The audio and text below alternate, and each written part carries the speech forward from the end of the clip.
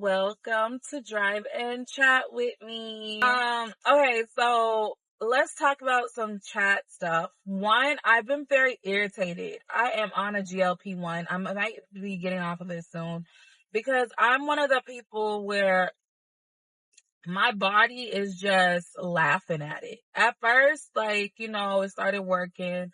I was able to lose some weight. I think I lost slowly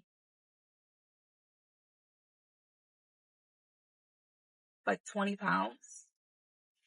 And that happened in maybe 3 or 4 months. My thing was very slow. The first 2 months, I wasn't really losing weight. I guess my body was adjusting. And then I don't know where I lost 20 pounds.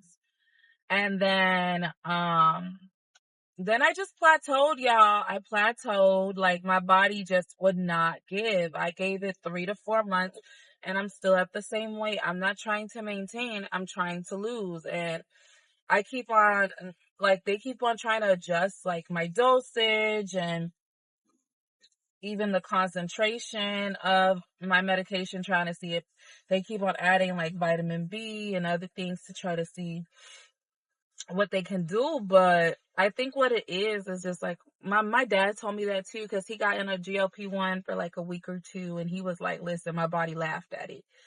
And me and my dad have the same body type. So I think my body is just you know what, I don't know. My body is just not trying to give. It's not trying to play these games with me.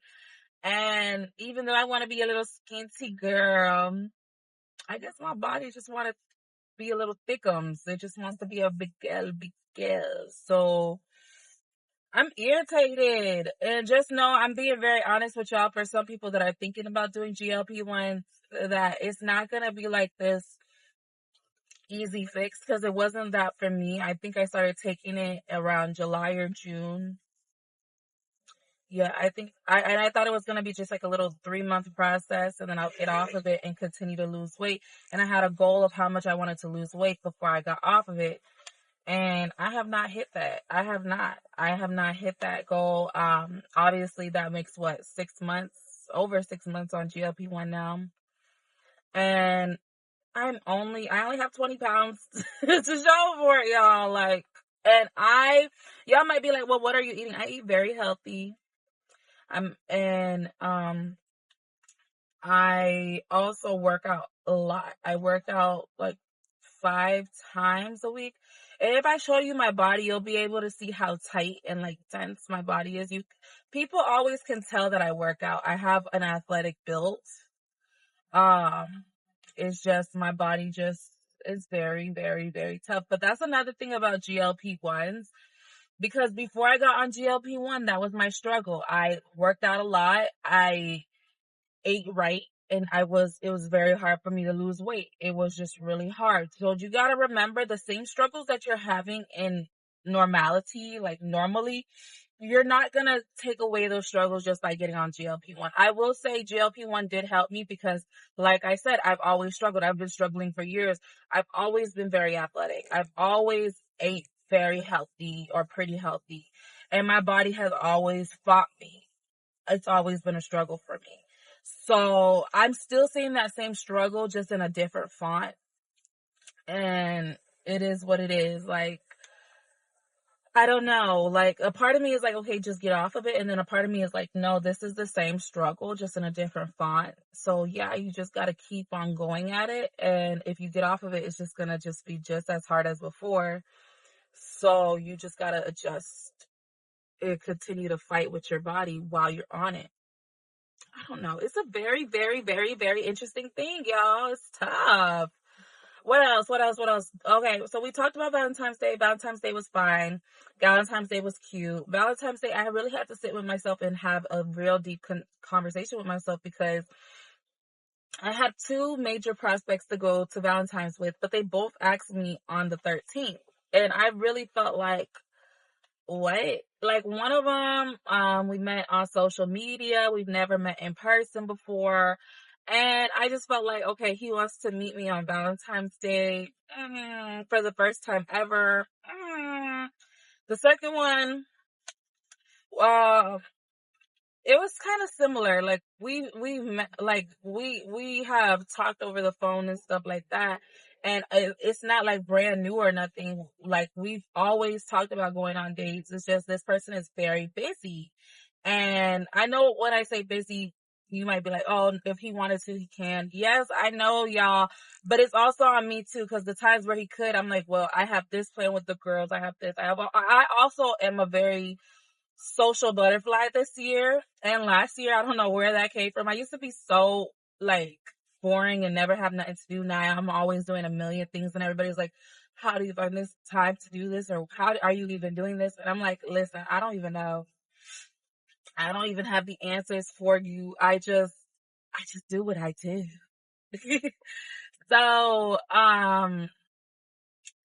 yeah. So with that one, I understood that he wanted to go out on Valentine's, but then he had like some type of game situation. No, he did. He did not ask me to go out on Valentine's. He wanted to go on another day, like on Sunday, because on Valentine's Day he had to work, and his job was like, I don't know how to, like, he has to go sometimes out of state or out of town for his job, and he wouldn't be able to be here. So lo and behold, on Valentine's Day, that was his situation. And then I guess we were trying to figure out when he could, but I had stuff to do on Sunday, and I'm not the type of girl to drop everything for a nigga. Now, if it's my nigga, of course, I'm dropping everything, but for a potential, no, we ain't doing that. All right, see y'all later. Hey y'all. Oh, hey y'all. I gotta be very careful with this copyright, because they done got me last time, and I will not be got again.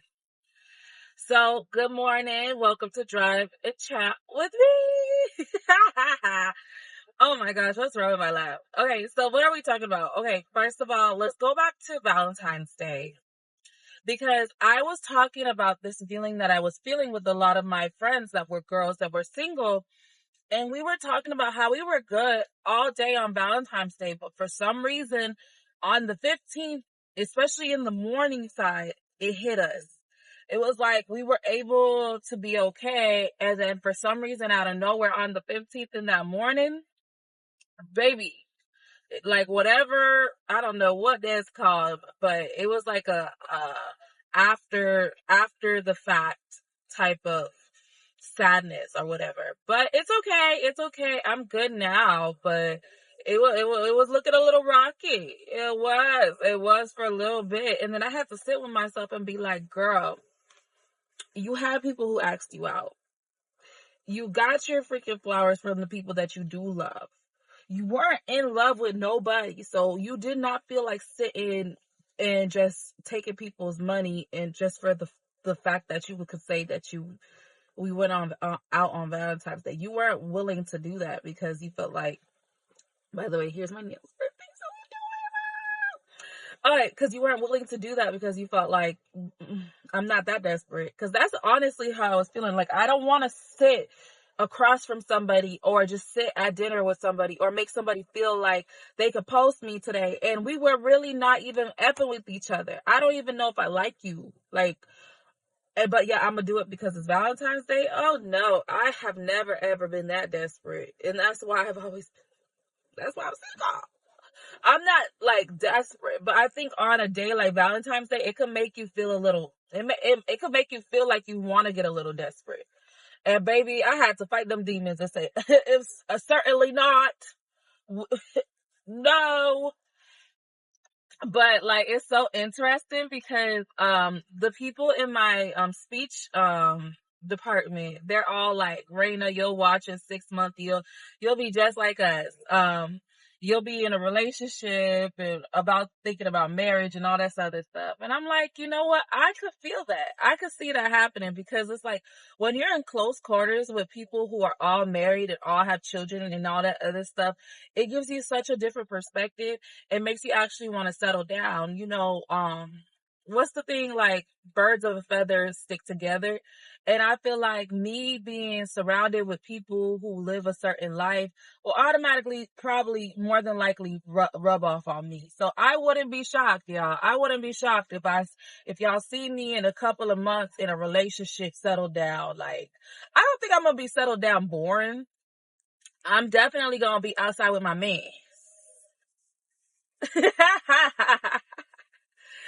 Or whoever, we in 2026, you know. Maybe I like masculine. I'll tell that, but never know a little stud daddy. So I'm actually, I wouldn't be shocked. I just wouldn't be shocked, and that's coming from me. So I wouldn't be shocked. Is anybody in the cars right now? No, but I wouldn't be shocked. I wouldn't be shocked.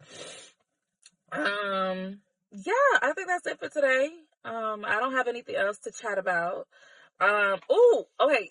I was getting my nails done with my nail lady. By the way, a lot more expensive than usual, but it's okay because I done damaged my nails to the point where, and I still wanted to get my nails done and my nails were damaged. So she had to do a freaking form on my nail. I ain't never heard nothing like that, because I still wanted them to be long, but low key my nails were getting like damaged to the point where it's like, girl, you want them to be long, but we can't do it the way we used to do it. We can't do no tips. We can't do this. We can't do that. We got to figure out a different way. So the different way was forms, which was okay. It took forever, but that price, oh my God. Just make sure to take care of your nails so you don't have to like spend a whole freaking bag on nails. But we were talking about something because we were going to watch Love is Blind, right? We decided to go back to season 1 because obviously we finished up this season. And we were talking about it because she was telling me how there are women who are really open to dating bisexual men. I've never met a woman like that. I feel like there are a lot, but I do feel like there is a lot more. I'm not a woman like that. I like the epitome of ultimate masculinity. And I feel like any man, I don't know, who maybe is like willing to, it's not for me. But what I'm trying to get to is, how do I say it? I think there are a lot more women who are open and okay with that, as long as their partner keeps it on the down low. I think there's a lot of down low men that actually have partners that support it. And I think there are a lot of women that are okay with bisexuality with men, and they don't want to be open about it because the industry is full of bisexual men. And I think for the right price, the right, I don't know, agreement, a lot of women are okay with that. I don't think that we're going to see the women that are, because I think they trying to hide it and act like, oh, I would never, somebody doing it. Somebody doing it. Another thing I've been thinking about lately, obviously with everybody else, is these freaking Epstein files. And for somebody that lives in Palm Beach County, that stuff is freaky. And to know it was happening like right here under our noses. Palm Beach County is such like first of all, it's one of the biggest counties, first of all. But I don't live too far from, West Palm. I literally don't. I literally live like less than 10 minutes away from West Palm. And I've always lived around here. And it's so quiet. It's so like quaint in that area. I used to be a nanny over there, around that area, and like Palm Beach Island. And that area is so quiet and quaint and boring. It's boring, y'all. It's so boring. So to know that all of that was happening there, you're like, oh, like, first of all, how? Because me looking like how I look like, and I was a nanny over there, I was constantly being followed and made to feel uncomfortable. It was irritating, very irritating. I was irritated. That's one of the reasons I stopped nannying. Like, the money was good, but baby, you're not about to treat me however, especially when I have yo kids. I should be treated the best. Are we serious? You gonna make me feel like I'm not good enough because of my skin color, but I'm good enough to watch your kid. Make it make sense. Okay. Okay. I'm good enough to be in your house all day with no supervision, but I'm not. Okay. Um yeah, but them Epstein's files, they're just really, really, really sick. And I think a lot of us that live in Palm Beach County, we're just not able to really dive into it because it's just sick. And we're right here in the middle of where everything supposedly happened a good amount of times. And that's just really, really freaky. I just, even wrapping my head around that, because I literally used to be in the area not too far from where one of his locations were. And it's so quiet and just so dainty and just so, you would never, ever, ever assume that that was happening there. That is so sick. This world is sick. I don't like it. It's sick.